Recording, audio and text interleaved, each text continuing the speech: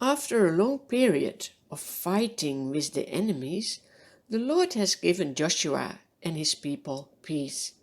Now they are living in the promised country. Most of the tribes live between the sea and the Jordan, but also some tribes live on the other side of the Jordan. Together it's the promised country. Now the people are living in cities they didn't build. They eat from trees they didn't plant. It all happened according to the Lord's plan.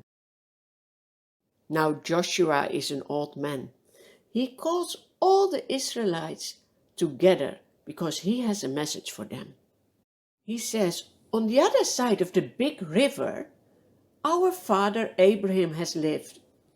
He was worshipping idols, but God called him out of his country and made himself known to Abraham.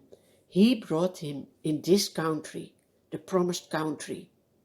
Then Isaac and Jacob stayed here. Jacob and his sons had to move to Egypt.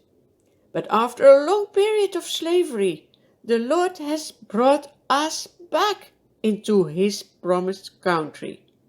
He has chased his enemies out of the country. Now, this country is for us. Now fear the Lord and serve him with all faithfulness. But if serving the Lord seems undesirable to you, then choose your idols. But as for me and my household, we will serve the Lord. Who do you like to serve? Do you fear God? Do you trust and obey him? Do you love him? Then the Israelites answer, far be it from us to forsake the Lord to serve other gods. It was the Lord our God himself who brought us out of Egypt from that land of slavery. He performed those great signs before our eyes. He protected us on our entire journey. And he drove out before us all the nations who lived in this land. We too will serve the Lord because he is our God. Joshua warns the people and says, when you don't obey the Lord, then he will throw you out of this country as well. The people say again, no, we will serve the Lord our God and obey him.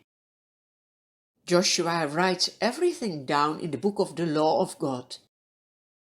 Then he takes a large stone and set it up.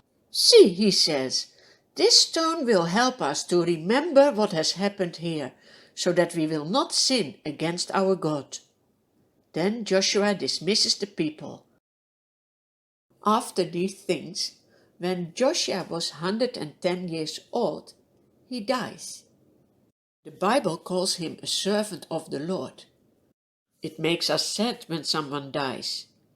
But when you are a servant of the Lord, you will be with the Lord from that moment on. What a joy will that be! The Israelites buried Joshua in the land of his inheritance. Throughout the lifetime of Joshua, the Israelites have served the Lord. Also afterwards, when there were still people who had experienced everything the Lord had done for them. But will they continue to serve the Lord?